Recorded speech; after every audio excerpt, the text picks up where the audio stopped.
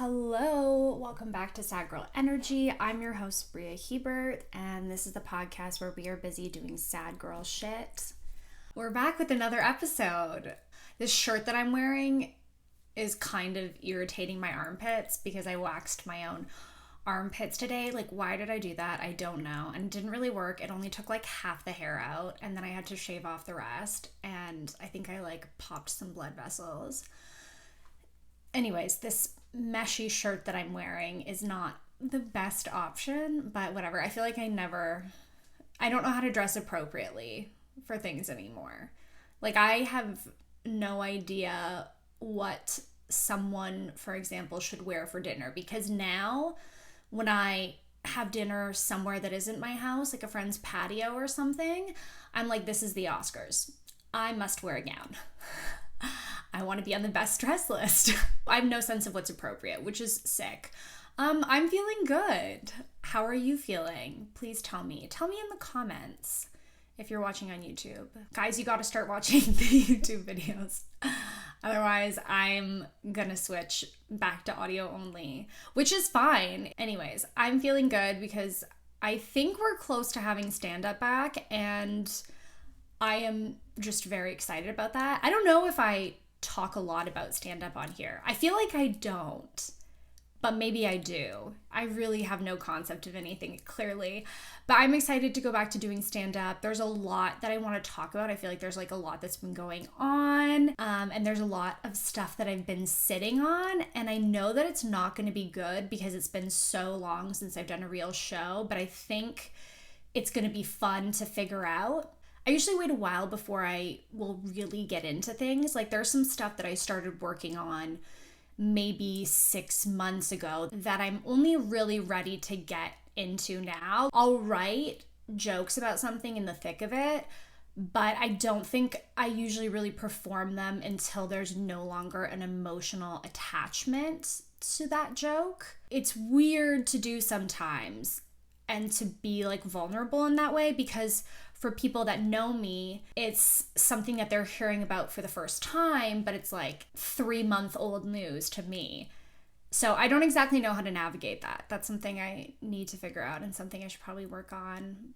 Probably should talk to my therapist about that, maybe. Might be helpful. Look, this week I had a lot to go over in therapy. I will be very honest. I had a lot to talk about, which made me sad because I like to spend the last 5 minutes of my therapy session just shit talking, just gossiping and talking shit. We did not have time for that this week because there were too many important things to get into, which is unfortunate. I really like the idea that instead of working on yourself and your problems through therapy, therapy should just be an opportunity where you have 1 hour to talk shit about whoever you want to an objective third party.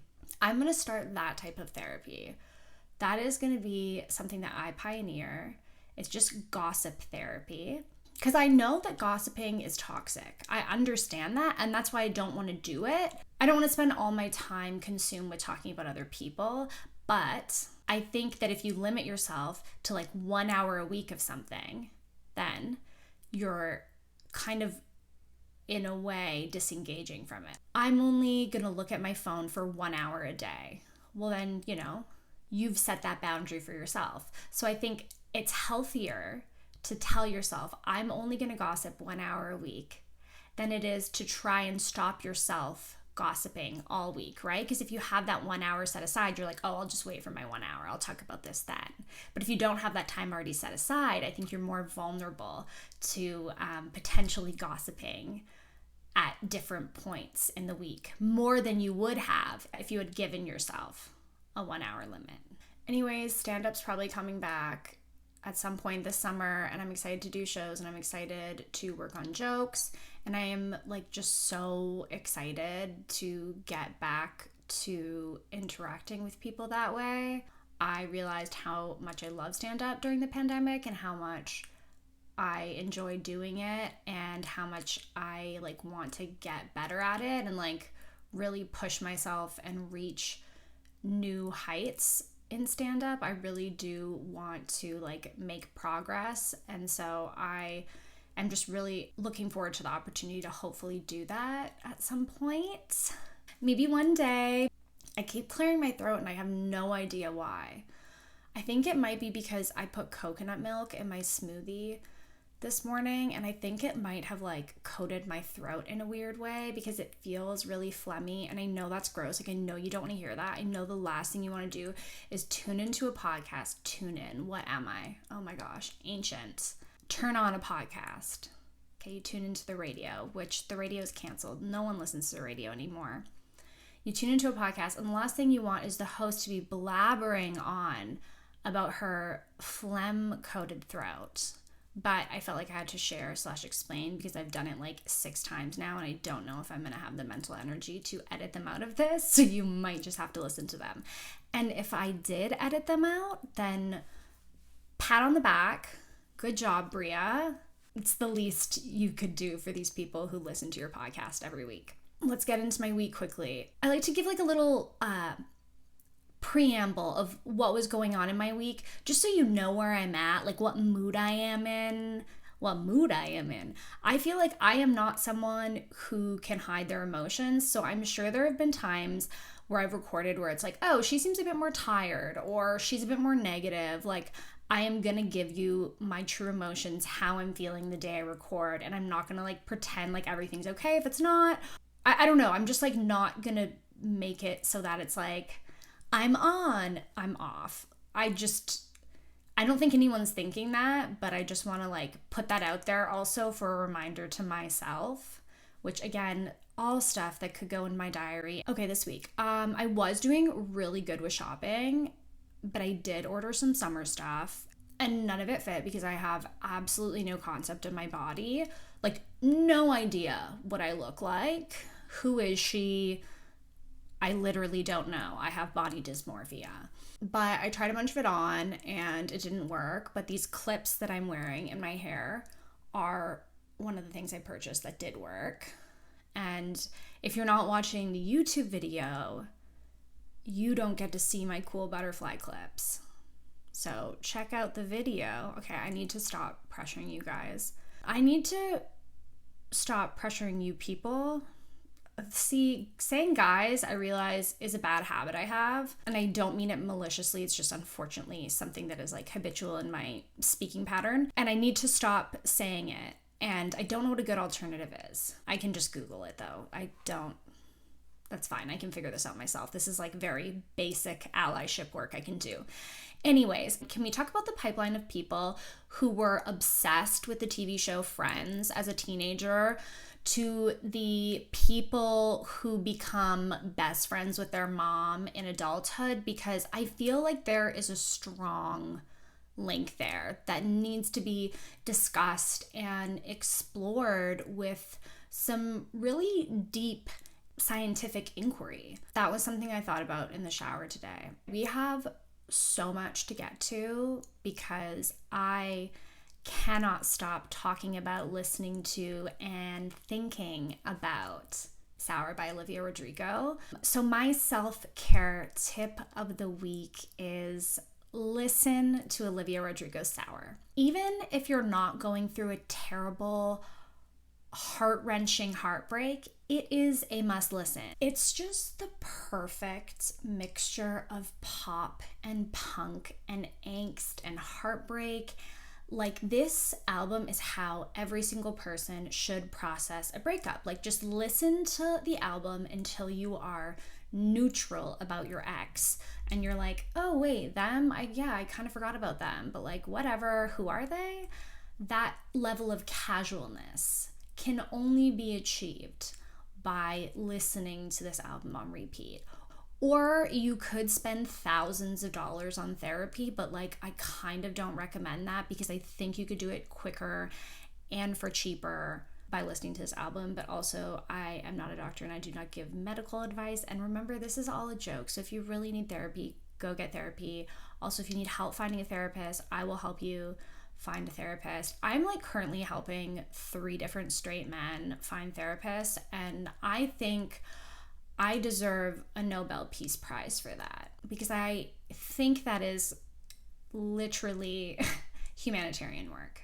So if you don't know who Olivia Rodrigo is, she is Gen Z's, I'm not going to say, okay, a lot of people have said she is Gen Z's Taylor Swift, but I don't think that's fair because I think it's so unfair that often women are only compared to other women, right? Like, no men are really compared to each other in that way. Like, no one was ever like, Zac Efron is the next George Clooney, you know? They always have to be compared to each other instead of just letting them each be their own unique person. So I don't want to necessarily say that, but she is the latest Gen Z pop sensation, and she is so talented.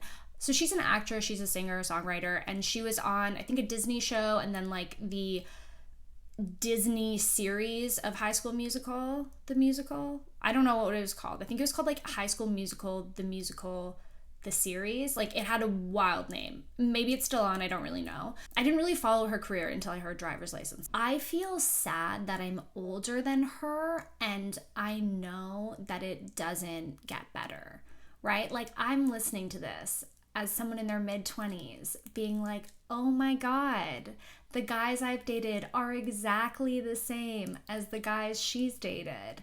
Not in age, but in behavior. And that makes me sad because I think about her and I'm like, oh, I cannot tell her it gets better because men suck at every age. I wish I could lie to her and be like, you know what, Olivia, it's gonna be okay. It gets better. Men, they mature. They learn how to communicate their feelings. They learn how to process emotions. They learn how to incorporate new behavior and correct behavior. I can't say that because that would be lies. Those would be lies. If those words came out of my mouth, they would be lies. Yes, I am mad that I will never make art as good as Sour about my breakup. But because this album exists, I also feel at peace. I'm like, okay, I think now everything that has ever needed to be said about breakups has now been said. Like, I'm not sure that we need more breakup albums. I think this was the perfect button on that chapter. And after we finish with the Sour era and we move into the next era, it is going to be only hot girl vibes, right? Like, there's going to be no heartbreak because we're going to realize our self-worth and we're not going to accept shitty behavior, and we are going to remember to value ourselves in relationships, and we're just going to leave. And it's going to be like, peace out. This is not sad because I did not lose anything by leaving you. So that's what I'm picturing. Like, you know that meme that's like society if, and then there's like a picture of this like quote unquote ideal utopian society? That's how I think society would look if everyone listened to Sour. I wanted to do a top 5 breakup albums. And top 5 is really hard to do, but I will say that these are probably my most listened to. So that's why they are gonna make this list. Okay, so top 5. Obviously, this is not an exhaustive list. Okay, there are definitely ones that I forgot, left out, but this is what I chose for my top 5. Don't fight me, okay? Number 1, Adele, 21. Number 2, Fleetwood Mac, Rumors. Number 3, Amy Winehouse, Back to Black. Number 4, Lord's Melodrama. And number 5, Sharon Van Etten, Are We There? Also, these are not in order amongst the 5. I could not do that. It was hard enough to pick 5, so I didn't then go and be like, okay, let me rank them within this top 5. No, it's just all of them are at the same level in my mind. But I was thinking about what makes a good breakup album, what it is, and I've realized that all of these albums possess this quality. A breakup album has to take you through all of the emotional phases of a breakup, but by the end of it, you don't want to call your ex. That's what marks the perfect breakup album, because that is not the solution, okay? But also, we all do it. So if you've called your ex drunk, we forgive you. We don't judge you. We love you.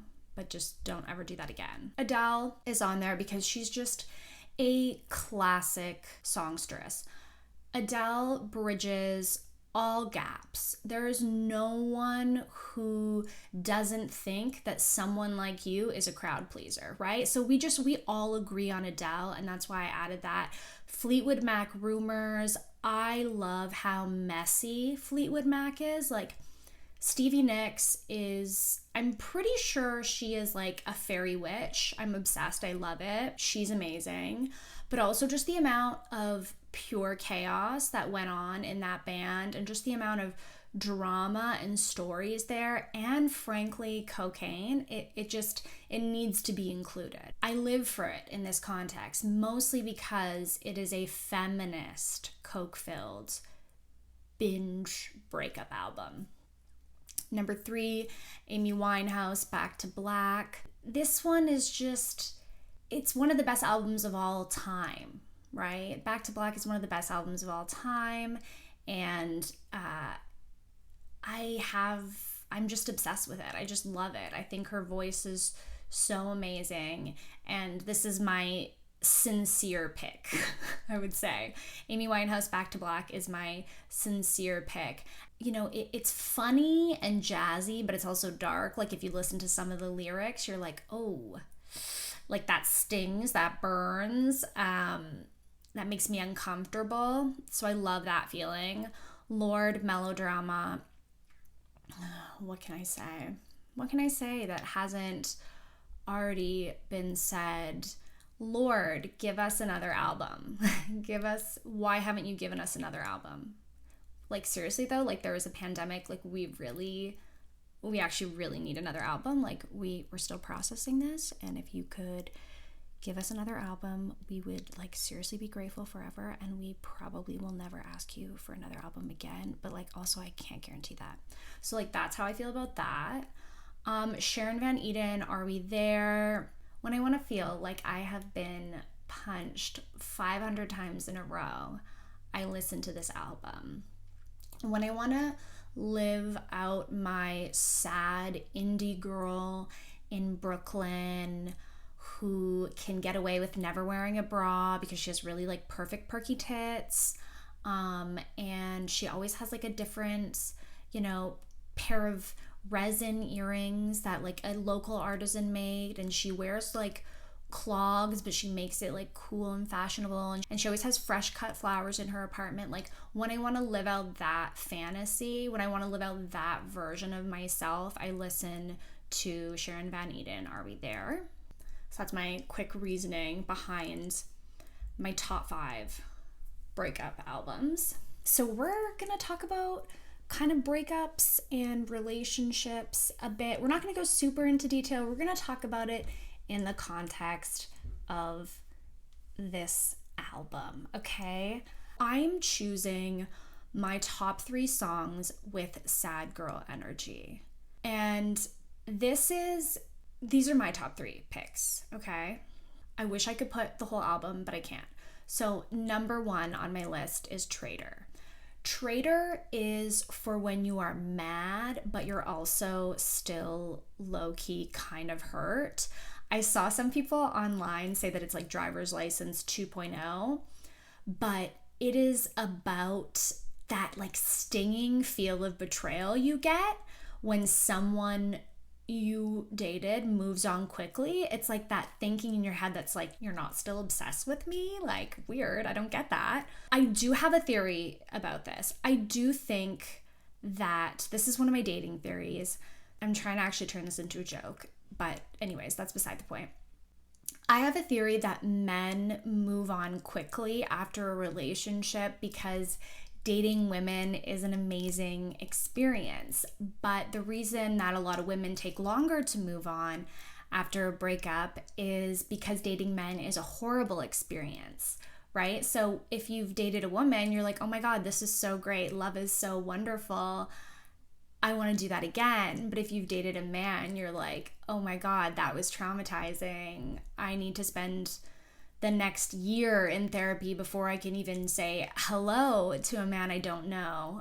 And so that's why we're like, okay, I'm never doing that again. Top 3 songs with sad girl energy. Number 2, Happier. Happier is when you have accepted what's happened, but there's like a little bit of pettiness there because you like to keep it fun and light. With Traitor, she's like watched her ex move on to another relationship, and then in Happier, it's about her like coming to terms with that, right? That's where that acceptance comes from. Like, you can be happy, that's what she's telling him, you can be happy, but just not as happy as we were together.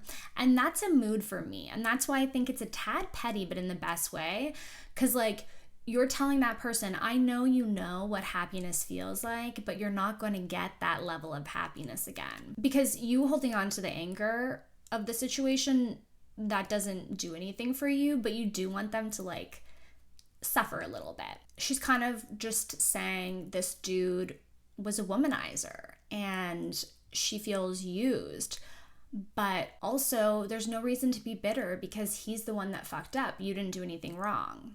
That's what I want you to know, Olivia. You did nothing wrong. You were a perfect queen and no one can tell you otherwise. Happier is just about that like hurt and that embarrassment when you see someone move on because you're like, oh my God, did I mean nothing? And the answer is, of course you meant something to that person. You probably lowered your standards for them, to be honest. If we're being real, there were probably things you overlooked. There were definitely things you overlooked in order to stay in that relationship. So just remember that. You didn't mess up. You're perfect. It's fair to be hurt or embarrassed or disappointed, but did you have to preface every picture you showed your friends? Like, okay, he doesn't look good in photos, but here's one. It's like really old. Like, he doesn't really look like that anymore. And like, he doesn't dress like that. But like, yeah, he's just not really big on social media. Like, if you've ever done that, then like, just rest easy knowing that you are better off. You're okay. Number 3. Favorite crime. Favorite crime is for after you've been in therapy for a while and you realize, okay, I need to make sure this never happens again because he treated me like shit and I don't want to repeat that. It's like that sick feeling of like someone else enjoying themselves despite you suffering, which is honestly super cruel and it's a terrible thing to experience. But that song, I think, wraps up that feeling so well. The whole time I was listening to the song, I was like, oh my gosh, you have put into words everything I feel about every situation I have ever been in ever. Like the whole album, listening to it through, I'm like, oh, this is exactly the different steps, the different patterns of thinking I have had in my own life. Each next song perfectly represented something I had experienced. And I was like, fuck, because that means I've been fucked over by a lot of dudes. But also, thank God I have this to process that. So I was really bored this week and I was kind of chaotic. So I decided to ask my Hinge matches what they think of Sour. Okay, number 1 is Jeremy, who reacted with a disgusted emoji. And I was like, thinking in my head, there is nothing I hate more than someone with pretentious taste in music that tries to like mansplain the Smiths to me like I've never experienced feelings before. And Jeremy looked exactly like that type of guy, so quickly unmatched. Number 2, Ryan. He said, big fan of Good For You, gives me Paramore vibes in a good way. This is an acceptable answer. Ryan is also in therapy, which is one of my prerequisites for dating. So 2 points for Ryan. Okay, number 3, Aaron. Aaron responded with, is this a trick question? Like, great breakup album. I'm here for it, but what's your take? Which was an acceptable response, but I wish that Aaron was like a bit more confident in his answer. I wish he was just like, I'm gonna answer this. I don't care if you're tricking me. I'm gonna tell you exactly what I feel about this album and these songs because I'm not afraid of being vulnerable. Number 4, Kenneth. Kenneth responded, it had a few bangers, which was probably one of the most disrespectful things you could ever say about this album. This album has no skips, okay? There is not a single skip on this album. To say that it only has a few bangers is truly criminal, and I will not be having it. So, for that reason, I am out. Marco, I haven't listened. I've never been much of a music by a former Disney TV star fan. Is it good/worthwhile? Is it good/worthwhile? First of all, do not use the fact that she's a Disney star to discredit her, okay? She's super talented, and I know exactly what you're doing, and it's misogynistic. I'm not going to stand by as you try and insult our queen. Is it good/worthwhile? What else would you be doing with your time, sir? Playing Minecraft? Like, as if you have something better to do than listen to Olivia Rodrigo Sour. Also, judging by your answer and how condescending it is, I would say that listening to this album could probably allow you to learn something that you probably need to learn. So there are probably some lessons in that album for you, Marco. So obviously that was a no for me. I just go on Hinge for the chaos. It's really content now, which I don't know if that's bad, but I also don't care because the people are so cringe that like they should know. I wanted to do my favorite lyrics from every single song, but I started doing that and it was just way too hard to pick and choose. So I got overwhelmed and I'm just gonna go through my most relatable lyrics and my least relatable lyrics. Honorable mention, I know you guys all know that I don't drive. So when in Brutal, she sang, "And I can't even parallel park," I was like, okay, all right, we're starting off with this tone. We're starting off with this. I like it, but now I'm prepared. I'm prepared for what's to come, but I felt exposed. I was like, how do you know this about me? Who told you? Olivia, who told you that I don't drive, I don't park? I will say my favorite lyric from Brutal is, "And I'm so tired that I might quit my job, start a new life, and they'd all be so disappointed, 'cause who am I if not exploited?" Also from the song Brutal.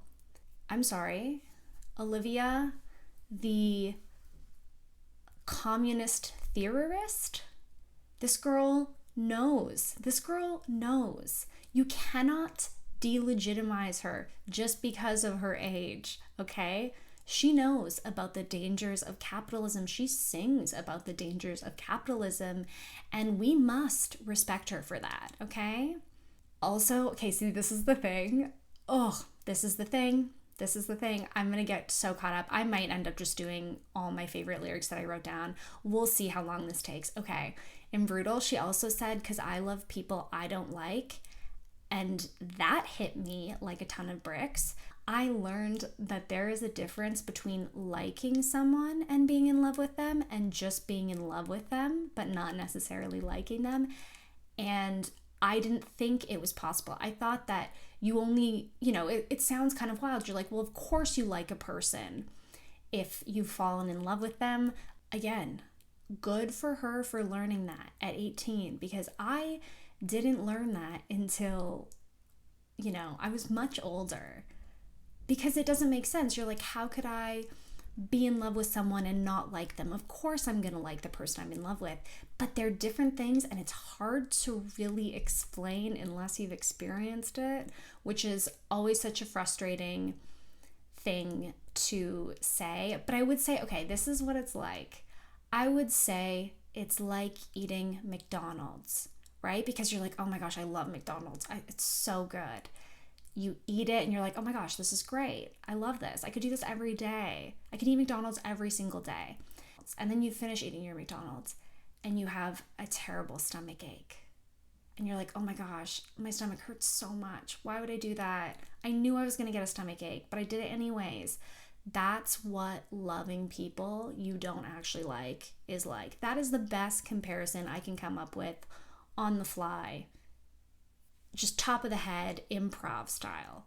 That's what it's like. Traitor hit me hard for lots of reasons. There's a part of the song where she says, "I know you'll never feel sorry for the way I hurt you, talked to her when we were together, loved you at your worst, but that didn't matter. Ooh, my stomach is in knots when I hear that, because I'm like, that hurts. I am convinced that the CIA or the FBI has given Olivia access to my phone, and she has gathered information from my phone and written this album to suit my own experiences. And although I can't confirm it, I also can't deny it, because someone's reading my text messages, probably. Like, statistically, I Google a lot of weird things. I'm not really going to go into the Deja Vu or the Driver's License lyrics, because those songs are both very popular and I think a lot has been said about them. And in the interest of time, basically, I'm going to skip over those two. You all know that I don't drive, so we don't have to get into Driver's License. 1 step forward, 3 steps back. She says, do you love me, want me, hate me? Boy, I don't understand. She is relatable. Who here can confidently say they understand men? I don't. I do not understand men. I try in the interest of my own self-protection so that I don't continue allowing them to hurt me. I try to understand them, but confusing. I don't feel like there's a predictability to men. Men are so predictable, yet also at the same time the least predictable. So yes, I have been there. We have all thought that. We have all been texting a guy and you're like, is this guy interested? Because like, he seems interested. He's hot and cold, right? You're like, is it me or is he just emotionally unavailable? And I am telling you, he is most likely emotionally unavailable. Everyone, this is to everyone. This is to everyone. Everyone, listen, you should be dating someone who is obsessed with you.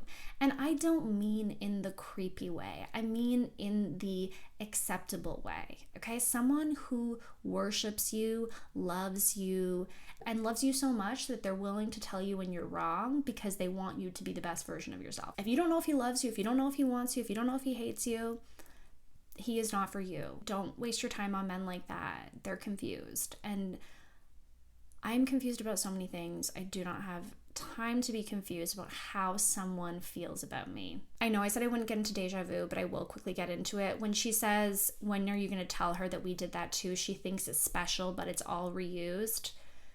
Look, all I'm going to say about that is that I have had so many moments like that. It's that feeling that you're like, oh, I can just easily be picked up, thrown away, and replaced by something shiny and new.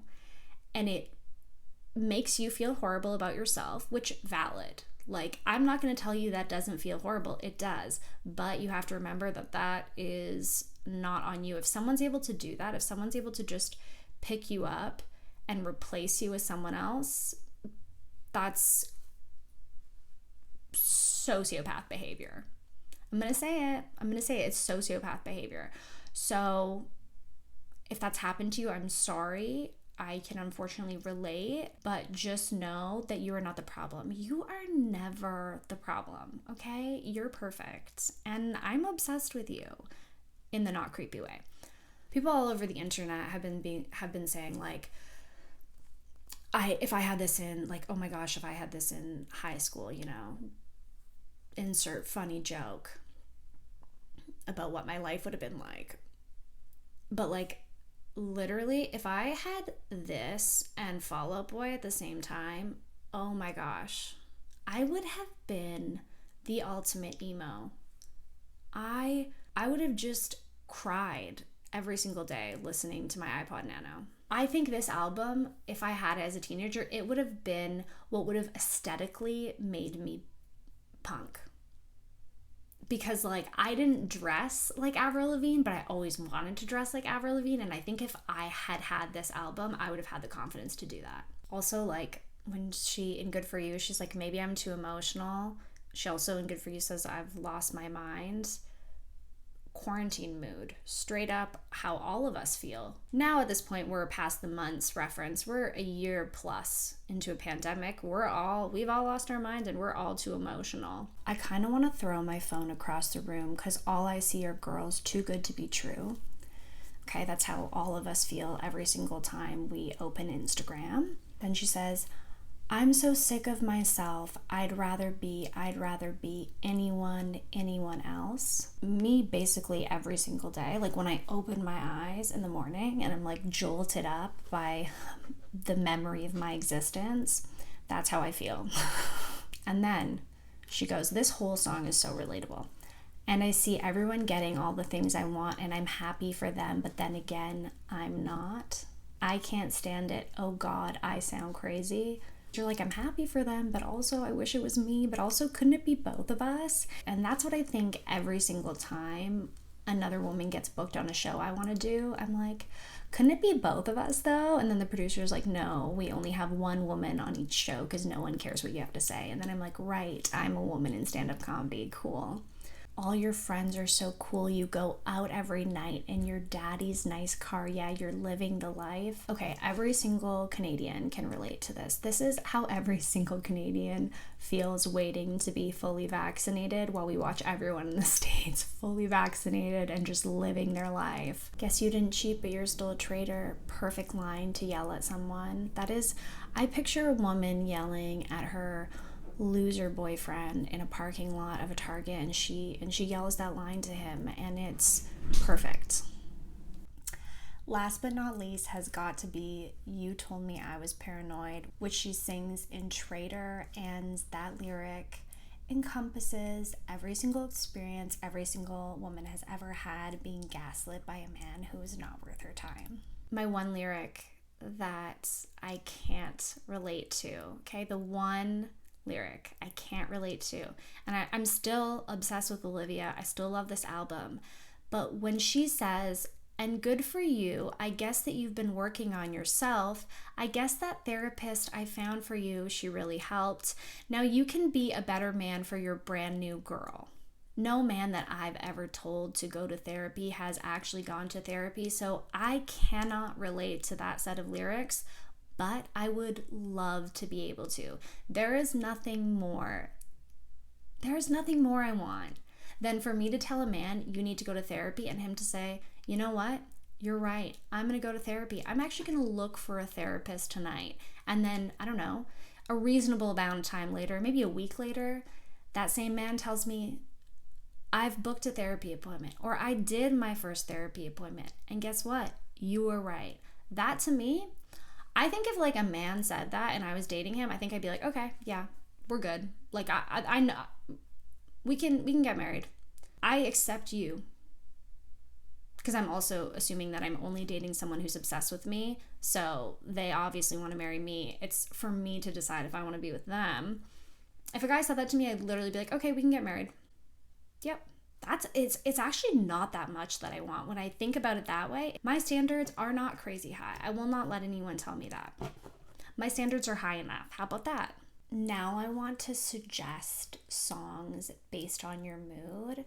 Like if you wake up one day, you haven't had your coffee, it's one of those days where everything feels like it's going wrong, you're going to want to listen to Brutal. Brutal is going to be the song that lets you feel that anger, feel that frustration, and then let go of it. If you want to have a carefree day at the beach and you want to wear a cute pair of sunglasses and maybe you're having a picnic with your friends and you're like, what song do I want to listen to right now? Deja Vu.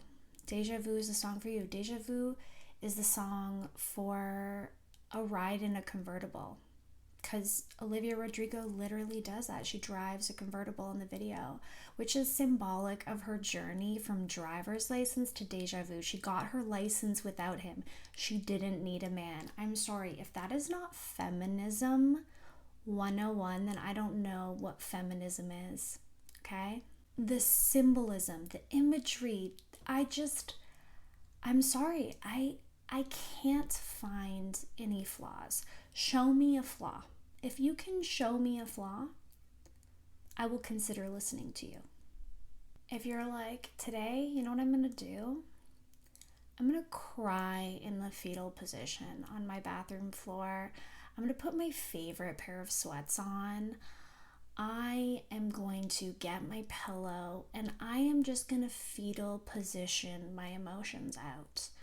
You're gonna listen to Hope You're Okay, because Hope You're Okay is about the only thing worse than heartbreak, which is when friends drift apart. Basically, romantic partners are great. They're wonderful. We have centered so much of our lives and society around them, blah, blah, blah, blah, blah, important, foundational, all those words.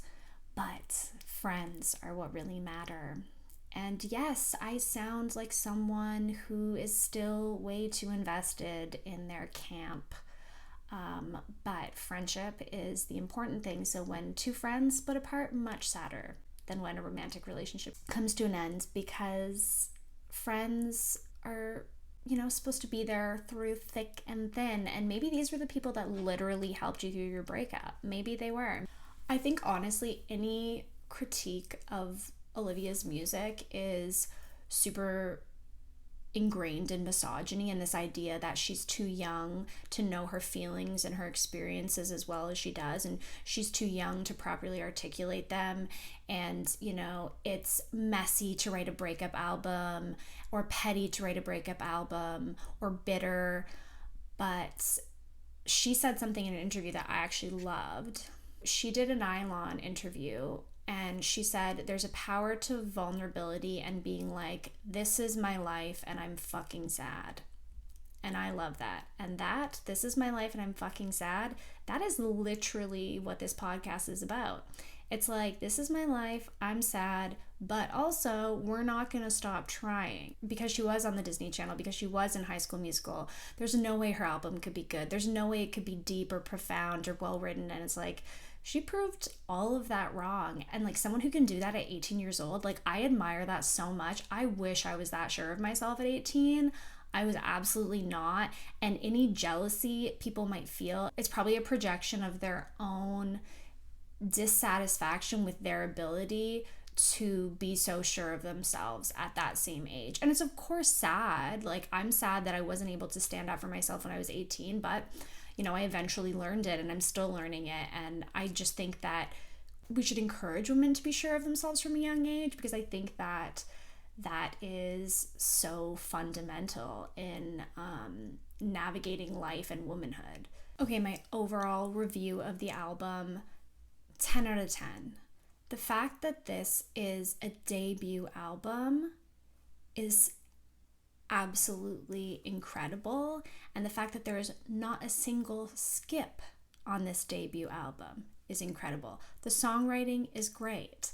The emotional journey is there. The aesthetic, I love it. I'm obsessed with it. She also just seems like a genuinely cool person and a nice person, so I'm into that too.